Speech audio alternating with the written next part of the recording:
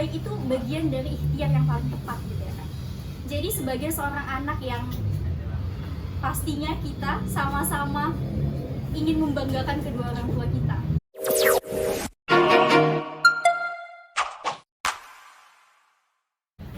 Assalamualaikum warahmatullahi wabarakatuh. Selamat pagi, selamat siang, selamat sore, selamat malam untuk kalian semua yang sedang menyaksikan podcast Rudikal, Ruang Dialog Anak Milenial dari Badan Eksekutif Mahasiswa Politeknik Negeri Medan. Wah, kita sekarang kedatangan kakak-kakak dan abang-abang yang luar biasa sekali, yang menginspirasi kita gitu ya.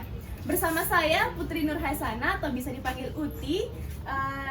Sekarang kita nih berada di tempat yang luar biasa sekali, adem sekali. Namanya Cafe Catur, berada di Jalan Catur nomor 3. Luar biasa sekali karena kita cocok banget ini tempatnya untuk ngobrol-ngobrol santai kayak gini ya, kayak nyaman gitu. Oke, langsung aja nih. Kita harus kenalan dulu nih supaya nyapa-nyapa teman-teman yang sedang nonton. Oke, dari kakaknya mungkin. Oke. Hai teman-teman semua. Halo. Kenalin, saya Fani Dwi Astika Nasution, mahasiswa semester 6 program studi administrasi bisnis Politeknik Negeri Medan. Lanjut Kak. Oke. Halo semua. Perkenalkan, nama saya Umul Habibah. Saya dari Politeknik Negeri Medan, jurusan Teknik Mesin, program studi Teknik Konversi Energi. Dan sekarang saya sedang semester 4. Oke, lanjut Bang. Halo semuanya, perkenalkan nama saya Timothy Tapea. Saya mahasiswa administrasi bisnis Politeknik Negeri Medan semester 6. Oke. Sekarang kita udah saling nyapa-menyapa nih, udah saling kenal. Nah, kita langsung ke acaranya. Acara intinya langsung ke tanya jawab. Karena udah banyak banget pertanyaan yang dikasih. Penasaran nih sama mahasiswa berprestasi Politeknik Negeri Medan ini gimana sih gitu perjuangannya, prosesnya pasti rumit dan ya butuh perjuangan yang luar biasa. Lanjut ya Kak ya, ini ke pertanyaan yang pertama dulu nih ya. Oke, tentang filosofi. Setiap pribadi itu pasti memiliki pendapat dan strateginya masing-masing gitu ya. Nah, gimana menurut kakak, abang, tujuan dari berprestasi itu apa sih Kak gitu? Ya boleh jelasin dari kakak dulu nih, paling dekat nih ya. Kalau berprestasi sendiri menurut saya yakin bahwa prestasi itu yang sama-sama kita ketahui bahwa prestasi itu adalah hasil dari apa yang kita lakukan. Ya. Jadi tujuan saya apa gitu? Tujuan saya mungkin sama seperti tujuan teman-teman semua, bahwa melakukan yang terbaik itu bagian dari ikhtiar yang paling tepat gitu ya kan. Jadi sebagai seorang anak yang pastinya kita sama-sama ingin membanggakan kedua orang tua kita. Dengan apa? Dengan cara melakukan yang terbaik gitu. Dengan cara mengupgrade diri kita semaksimal mungkin gitu. Jadi untuk memotivasi teman-teman semua untuk bisa up dari diri kita sendiri, untuk buktikan diri kita sendiri, bukan lagi untuk membuktikan orang lain, tapi sekarang tujuannya udah membuktikan diri kita sendiri bahwa setiap dari kita itu mampu untuk menggapai prestasinya masing-masing. Oke, mantap nih. Oke, lanjut ke kakaknya nih. Oke, kalau dari saya sendiri, tujuan dari berprestasi sendiri itu adalah untuk membangun diri kita menjadi seseorang yang lebih mandiri, disiplin, tanggung jawab, dan bermanfaat bagi orang lain tentunya. Dan dengan berprestasi sendiri, kita bisa mengenal orang-orang yang lebih hebat daripada kita. Dan relasi itu sangat penting. Kenapa? Karena dengan relasi kita bisa mendapatkan informasi-informasi penting yang nantinya akan membuat diri kita bisa lebih maju ke depannya. Ya, setuju sama yang dikatakan oleh Fani dan juga Umul. Kalau mereka tadi menjelaskan mengenai filosofi ataupun pengertiannya, kalau saya lebih ke filosofi. Nah, filosofinya ini ibaratkan ketika berprestasi itu ialah rezeki yang saya dapat ketika saya berusaha dengan sekuat. Nah, jadi ketika saya melakukan suatu hal, bahkan hal sekecil apapun, itu akan ada dampaknya nanti. Dan begitu juga ketika saya mengikuti lomba, dampaknya itu ialah prestasi. Nah, jadi saling keterkaitan satu sama lain. Jadi semuanya memang benar-benar disesuaikan dengan usaha kita gitu. Ya, betul, setuju. Oke, lanjut nih ya Kak ke pertanyaan yang kedua. Oke, kita ketahui bahwa kakak semua ini lagi nyusun tugas akhir lah, sibuk-sibuknya nyusun ya kan. Terus gimana nih, di luar dari tugas akhir ini apakah ada kegiatan lain yang dilakukan, misalnya ikut kompetisi kan, atau organisasi gitu? Gimana nih? Kita lagi ya, oke. Sekarang kesibukannya seperti halnya semester 6 yang katanya lagi sibuk-sibuk nyusun tugas akhirnya, sibuk-sibuk revisian, penelitian, revisian terus, bimbingan gitu ya. Selain itu, sembari menyelesaikan tugas akhir, kebetulan kemarin saya ada peluang untuk ikut Hakim Polmed, hibah karya ilmiah Polmed. Jadi karena itu peluang yang sangat besar juga, jadi kemarin saya daftar dan doain ya teman-teman, mudah-mudahan diterima. Dan selain itu, sembari menyelesaikan tugas akhir ikut Hakim, saya juga kemarin kebetulan ada peluang untuk ditawarin dosen untuk buka program besar, program yang insya Allah bermanfaat untuk anak-anak, yakni program terbaru, program Taman Pendidikan Al-Quran. Jadi ini program yang sembari saya tamat dari Polmed juga mudah-mudahan bisa jadi program besar untuk bisalah memberdayakan atau bermanfaat untuk anak-anak. Selain itu, saya juga lagi nyoba-nyoba cari-cari info loker. Ya kan, jadinya langsung semester akhir, lagi sibuk-sibuk ya, mau kerja di mana, lagi bingung-bingungnya. Jadi sembari itu cari-cari info loker juga, ngelamar sana sini juga, ya mudah-mudahan saya berharap dapat lamaran pekerjaan. Lamaran yang lain ya. Oke, lanjut ke kakak. Kalau untuk saya sekarang, selain kegiatan online yang telah dilakukan, saya juga menyiapkan UAS yang sebentar lagi kan akan mengadakan ujian akhir semester. Karena saya kan masih semester 4, belum mengerjakan tugas akhir. Maka dari itu bersiaplah untuk mengikuti UAS di semester ini. Dan selain itu saya juga ada kegiatan mengajar di salah satu yayasan di Medan Marelan, di daerah tempat tinggal saya. Di situ saya mengajar les bimbel SD maupun SMP gitu. Oke, mantap banget nih ilmunya. Udah jadi insecure nih. Gak apa-apa. Jadi yang kalau kegiatan saya sekarang memang saat ini sedang menyusun tugas akhir. Terus sembari itu saya juga sedang lagi aktifnya ada kegiatan di Duta Bahasa Sumatera Utara. Nah, puji Tuhan tahun lalu itu saya mendapatkan predikat wakil 1 Duta Bahasa Sumatera Utara tahun 2020.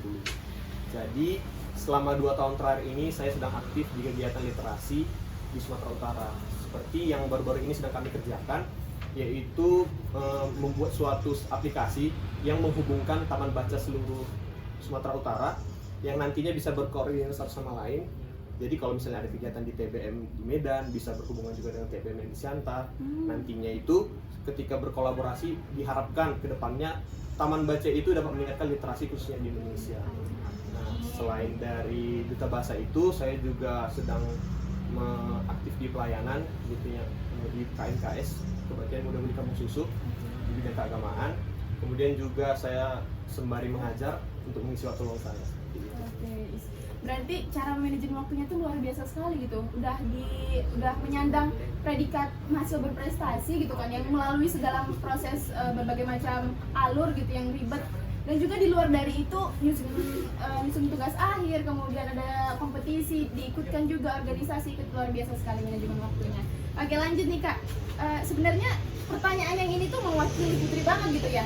Mungkin teman-teman juga semuanya pasti ingin tahu nih tentang persyaratan untuk jadi mahasiswa berprestasi gitu. Apakah ada prestasi yang benar-benar harus wajib diraih oleh seseorang yang ingin menjadi mencalonkan diri sebagai Mapres? Kemudian apakah ada tes TOEFL, tes bahasa seperti itu? Gitu. Oke, mulai dari abangnya digantian tadi.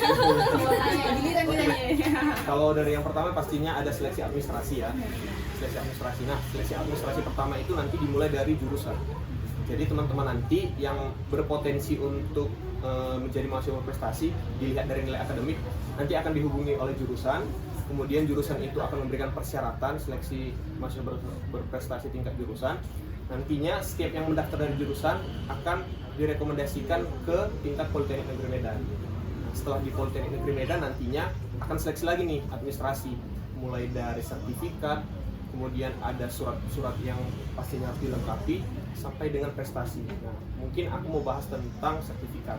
Untuk sertifikat sendiri itu dia ada 3 tingkatan, yaitu yang pertama internasional, kemudian ada nasional, dan ketiga ada regional. Regional ini meliputi provinsi dan daerah.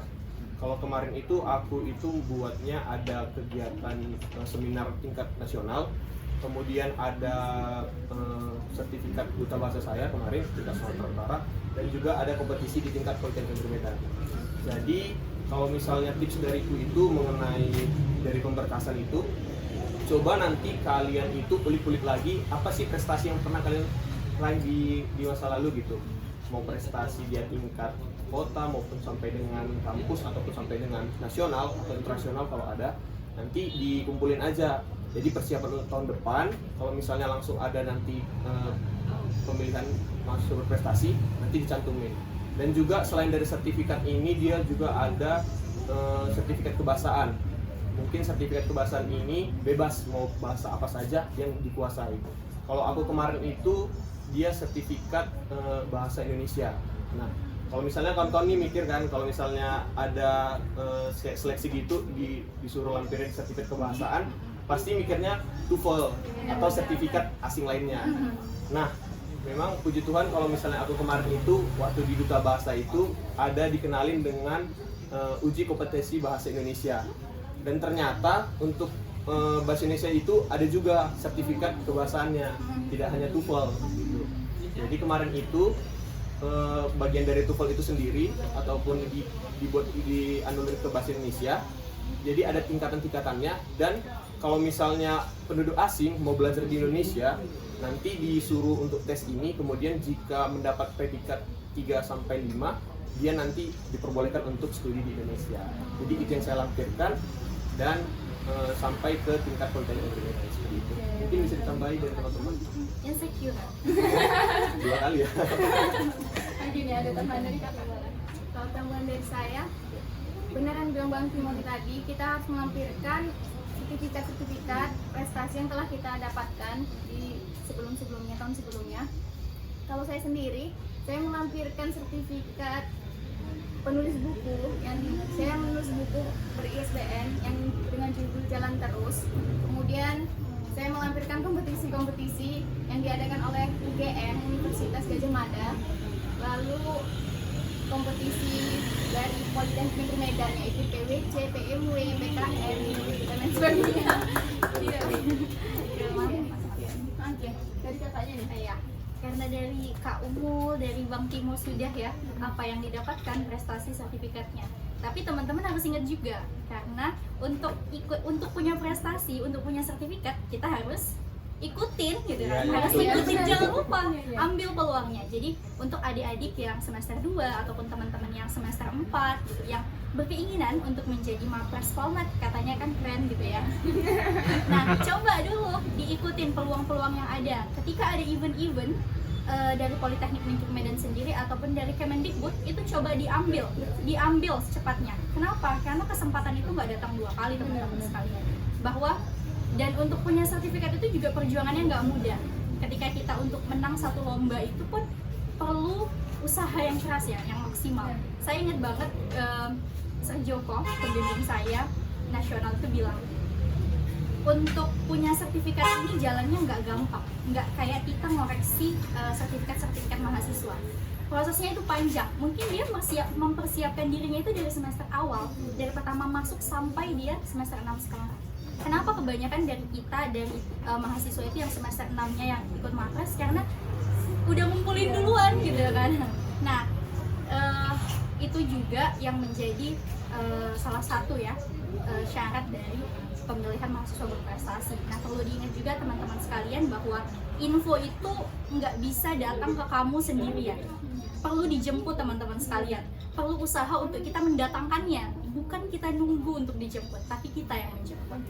Jadi ambil peluangnya teman-teman semua, ikutin kompetisinya, kamu bisa. Oke, mantap. Pokoknya yang penting itu kita coba aja dulu ya, kayak Ya, apapun nanti hasilnya gimana pun gitu ya, yang penting kita usaha aja dulu gitu ya. Usaha yang terbaik. Oke, lanjut nih.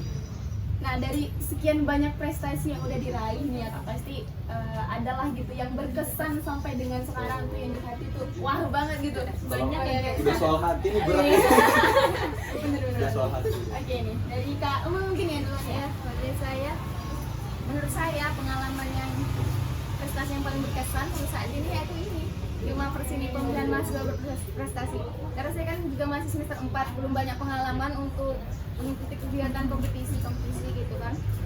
Jadi di Mapres ini saya merasa saya berjuang keras dan didorong, disemangati, disupport oleh orang tua, teman-teman dan lain sebagainya. Jadi dari situ saya merasa jika sudah disemangati, saya merasa semangat Ya. sama sih ya. Predikat. Harus optimis gitu untuk supaya bisa lebih baik gitu dalam hasilnya nanti. Kakak ya, pengalaman paling berkesan dari SMA juga udah beberapa kali ikut kompetisi. Ya cuman kalau di Mapres sendiri itu kompetisinya kalau bisa janganlah yang dari SD kita menang tahapan ya dicantumin bisa. Jadi yang dari mulai kita universitas aja. Jadi pengalaman yang paling berkesan untuk saya itu perdana saya ikut kompetisi di Polmed itu ikut, mungkin teman-teman semua sudah pada tahu yang namanya English Presentation Contest ya, APC MICE gitu. Jadi itu pertama kali saya ikut event itu saat saya semester 1 atau 2 ya, 2 gitu. Jadi masih bocil banget ikut kompetisi itu maba, dan kompetisinya itu pakai English gitu ya kan, bahasa Inggris. Jadi awak yang bahasa Inggris cuma kentang-kentang doang gitu. Kayaknya tuh kayak nggak mungkin gitu si Fanny ini bisa gitu. Cuman apa, dari situ saya belajar bahwa ternyata persiapan yang baik itu kunci dari keberhasilannya. Ketika kita niat untuk baik, usaha yang terbaik itu kamu pasti bisa gitu. Jadi itu pengalaman saya yang paling berkesan bahwa ternyata saya bisa mendobrak diri saya sendiri untuk jauh lebih up gitu. Saya itu persiapannya 1 bulan.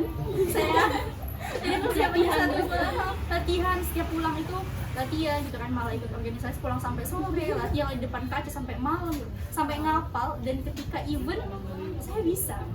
Jadi kayak salut banget gitu, teman-teman kok kok bisa dia ngomong aja susah gitu ya.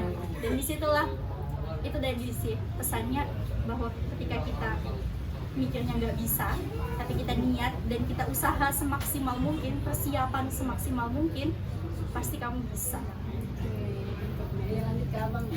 Kalau dari aku pribadi, memang setiap prestasi yang ku dapat itu punya filosofi masing-masingnya. Jadi mungkin dari prestasi A aku dapat pengembangan diri di bidang ini, kemudian di prestasi B aku dapat pengembangan di bidang ini.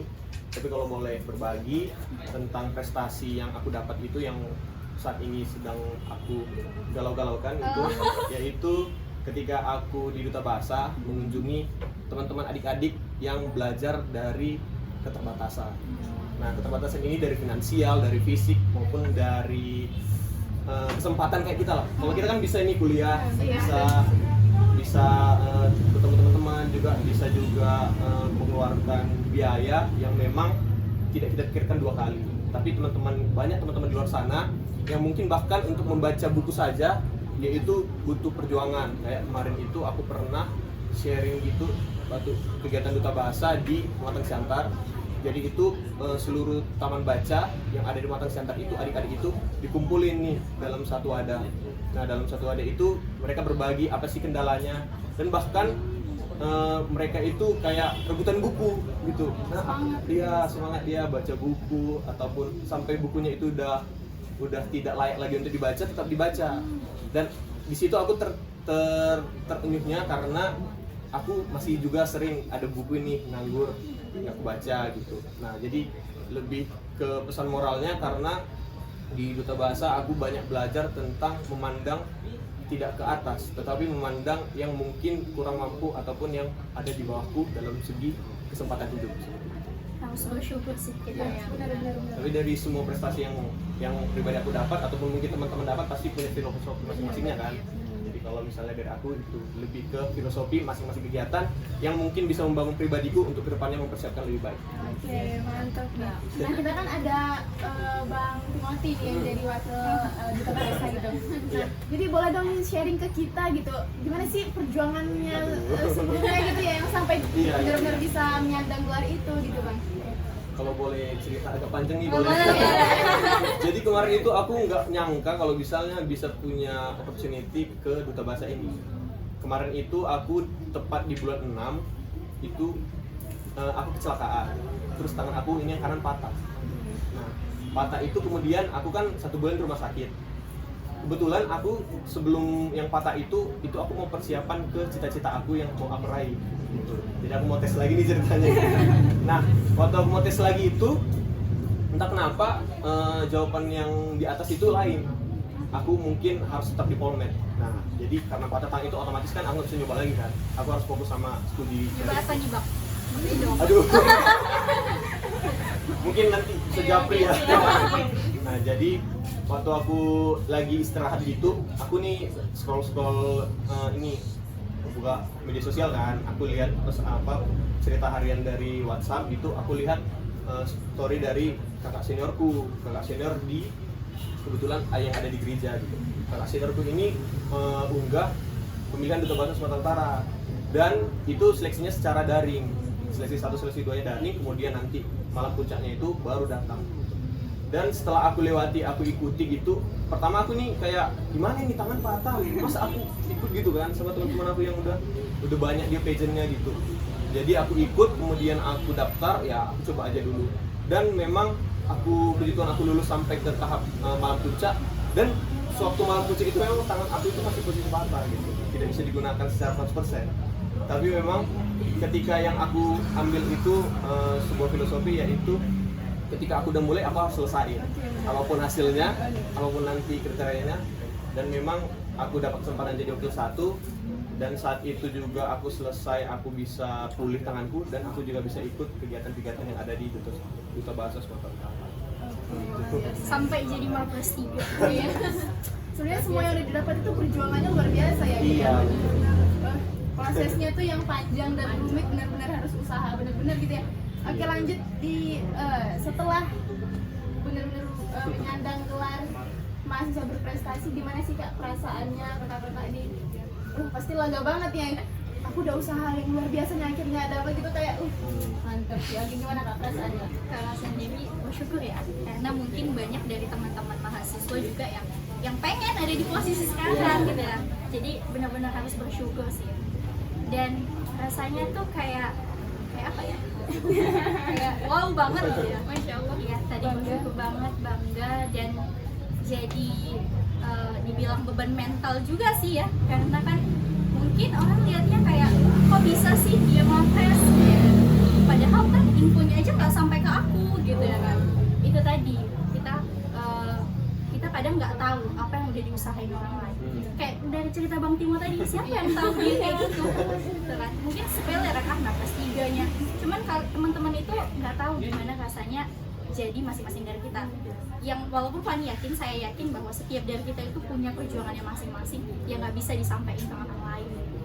Jadi ya bahagia banget pasti. Lanjut Kak.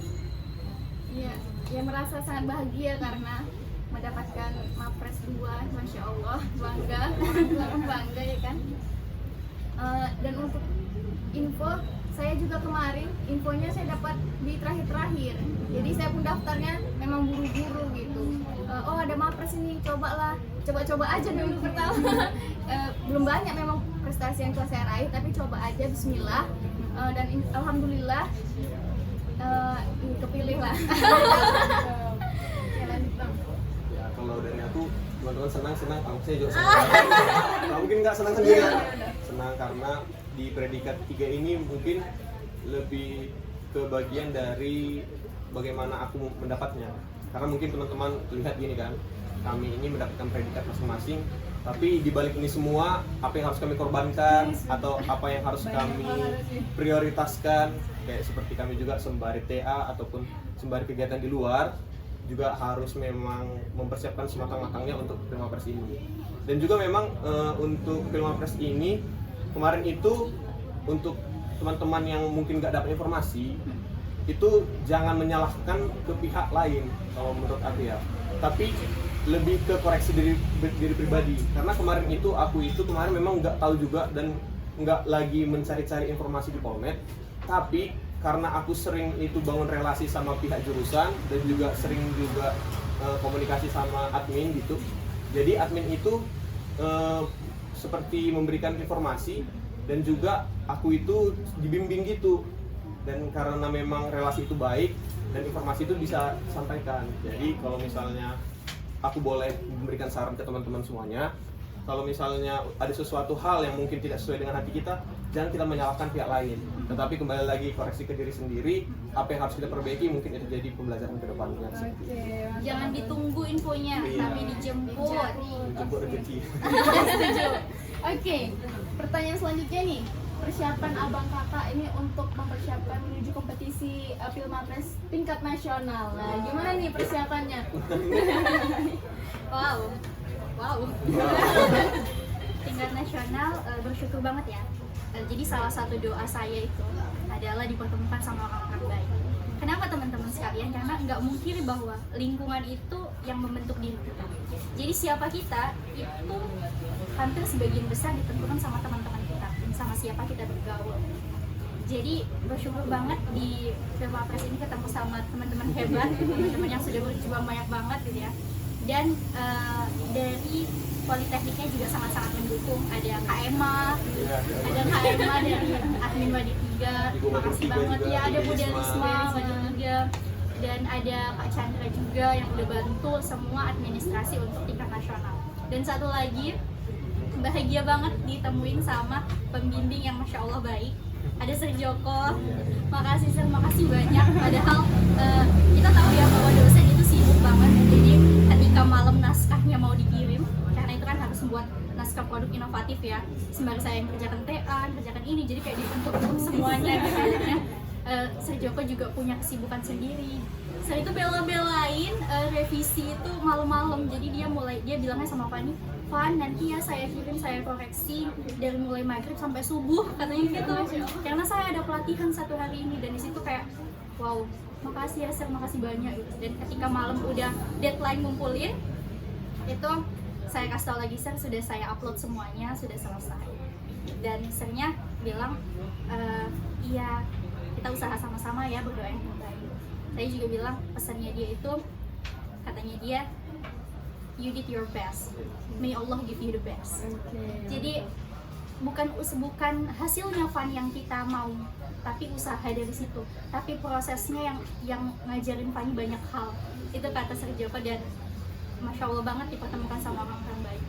Dan ya doain ya teman-teman, mudah-mudahan apapun hasilnya nanti itu yang terbaik untuk kita semua, dan ya bawa Politeknik yang jauh lebih baik. Amin. Oke, lanjut nih. Sekarang cara memanajemen waktu, kan kita pasti punya kesibukan lain selain dari kuliah, organisasi, kompetisi gitu ya. Gimana sih kakak, abang-abang ini cara membagi waktunya gitu, sehingga semuanya bisa terkoordinir dengan baik? Dari kamu. Oke, masalah memanajemen waktu sebenarnya ini yang paling penting sih. Kenapa? Karena di waktulah kita butuh waktu untuk menjadwalkan kita mau organisasi, kuliah, kompetisi maupun yang lainnya. Jadi kalau dari saya sendiri, saya itu membuat jadwal, schedule menggunakan buku kecil. Jadi buku itu bisa saya bawa tiap hari gitu. Jadi schedule mulai dari hari Senin hingga hari Minggu, terus mulai dari pagi hingga ke malam itu ngapain aja. Jadi diatur jadwalnya. Pertama saya di hari Senin kita kuliah, terus setelah kuliah ada kegiatan jadwal dan kegiatan organisasi gitu. Jadi teratur gitu jadwalnya. Kalau gitu saya Jadi reminder ya Kak. Iya. Mantap. Oke, lanjutin caranya Kakak ya, kalau kakak manajemen waktunya gimana? Kita sama-sama kesini, kita itu kan untuk kuliah. Jangan lupa juga ya teman-teman, bahwa tujuan kita itu dikirim orang tua itu ya untuk menyelesaikan pendidikan kita. Jadi jangan kalau tips dari saya harus beriringan ya. Jangan fokus di satunya malah kelabakan. Jangan cuma kita mentingin belajar aja, tapi organisasinya nggak bisa, karena semuanya itu harus beriringan. Kenapa? Karena bukan hanya belajar yang penting, bukan hanya belajar di kelas yang penting gitu, tapi ikut organisasi, ikut kesibukan, ikut ke kegiatan pemberdayaan kemanusiaan itu sangat-sangat berpengaruh untuk mental kita, untuk kita semakin hari itu semakin tumbuh gitu. Jadi prioritasin apa yang teman-teman pentingin terlebih dahulu. Jangan lupa juga bahwa kita punya amanah yang kita pegang untuk menyelesaikan pendidikan kita, sembari beriringan terus untuk mengupgrade diri kita. Ya, untuk menambahi dari Umul dan Fani tadi, untuk bagian dari manajemen waktu ya, manajemen waktu itu kalau dari aku pribadi harus membagi skala prioritasnya sama kayak yang dibilang Fani tadi. Jadi skala prioritas apa yang paling penting, kita kan sekarang nih mahasiswa, jadi kita skala prioritas paling penting itu kuliah. Nah, ketika di skala prioritas kita kuliah itu, kita kan manajemen lagi waktu, kayak yang dilakukan Umul, ada bagian-bagian yang kosong. Kalau misalnya kita isi dengan hal-hal yang lebih positif lagi, kan jadi lebih baik lagi. Nah, itulah yang mungkin yang saya lakukan dan juga sudah saya praktikkan, dan hasilnya memang ketika aku merasakan tubuhku ini lelah, disitulah aku merasa senang karena lelahku ini terbayar dengan hal-hal yang baik yang aku lakukan. Tapi tidak dipungkiri juga ketika memang aku udah lelah, ya aku harus istirahat gitu. Dan yang paling penting untuk manajemen waktu itu, jangan menuntut diri itu banyak. Karena terkadang aku lihat teman-temanku yang lain gitu, dia menuntut dirinya berdasarkan opini orang lain. Jadi orang lain berkata, misalnya nih, aku nih kan karena ada kegiatan di suatu tempat gitu.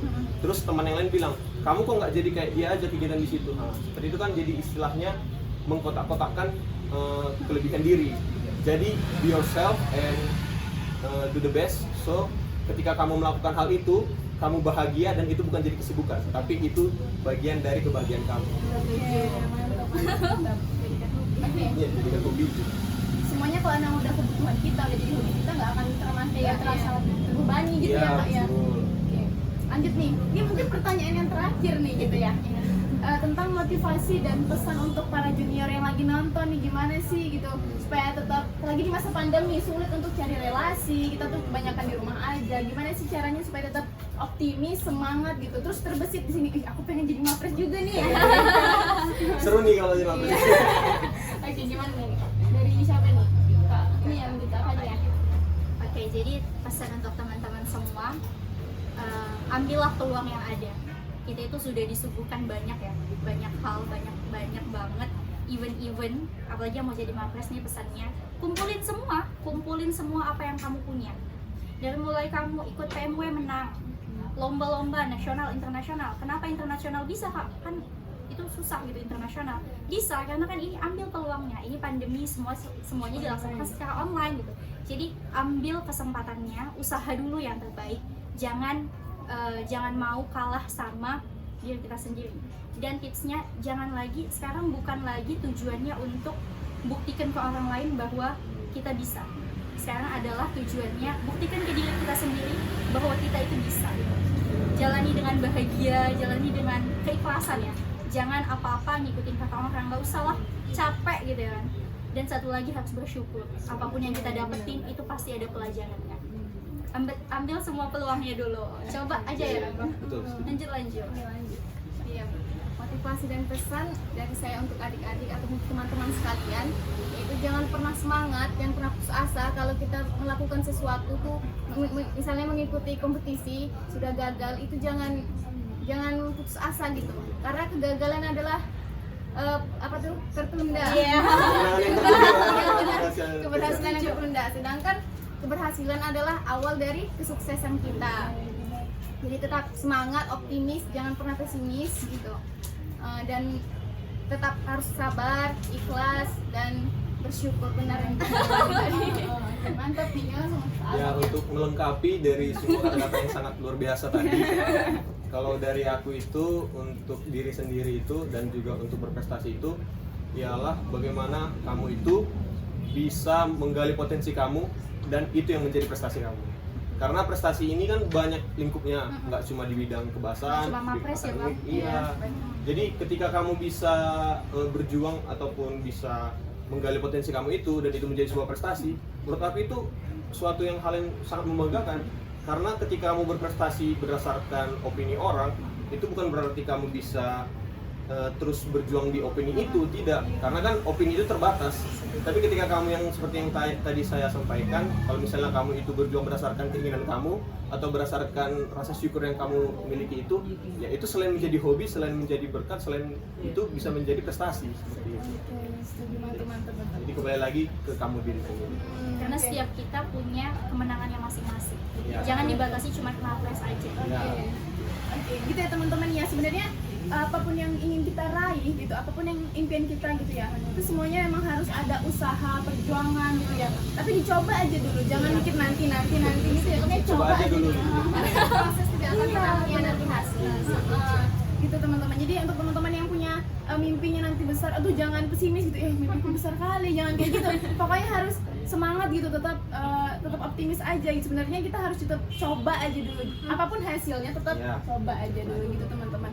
Oke, mungkin tadi penutup ya, pertanyaan terakhir gitu dari teman-teman, semoga semuanya terjawab gitu. Untuk yang belum menjawab mungkin nanti bisa komunikasi gitu ya dari Instagramnya gitu ya. Oke, Iya, jangan ini juga ya, jangan malu untuk nanya. Karena kepo itu penting, penting banget. Semua Apalagi kepo saat itu. pandemi gini kan, perlu kepo. Jangan takut dibilang orang kayak misalnya SKSD atau Iya. nasib gitu, enggak. Karena ketika orang berpikiran positif pasti berpikirannya itu kita ini saling membangun. Dan kita juga terbuka banget untuk yang mau ya, yang mau, nggak usah segan-segan. Karena Bang Timo dari Duta Bahasa, Kak Umul dari teknik, kakak sendiri pun Fani itu seneng banget ketika ada yang nanya, dan kami bahkan sedih kalau nggak ada yang nanya bahkan. Karena kok jadi kayak nggak berpengaruh banget, padahal kami nunggu-nunggu pertanyaan dari teman-teman semua gitu. Padahal banyak info penting Iya, yang bisa setuju. dikasih tahu. Ya setelah Mapres ini juga kami ada buat grup gitu, jadi sharing informasi gitu. Kalau misalnya ada lomba gitu yang aku dapat, aku share gitu, Iya. misalnya Fani atau Umur atau dua teman yang lain kayak Irma sama Nabila gitu, saling berbagi di situ. Dan juga kalau teman-teman mau gabung, ya silakan, kan kami terbuka juga, open mind di situ. teman-teman ya. Pokoknya kita banyak tanya aja gitu ya, karena apapun informasi itu bukan datang sendiri, tapi kita harus menjemput gitu. Gitu. Oke teman-teman, itu penutup dari acara kita hari ini. Saya mohon maaf apabila saya ada kesalahan. Teman-teman semuanya mungkin Terima kasih semuanya. terima kasih semuanya udah menyaksikan sampai dengan sekarang gitu ya. Saya pamit undur diri. Wassalamualaikum warahmatullahi wabarakatuh. Sampai jumpa di episode selanjutnya. Dadah.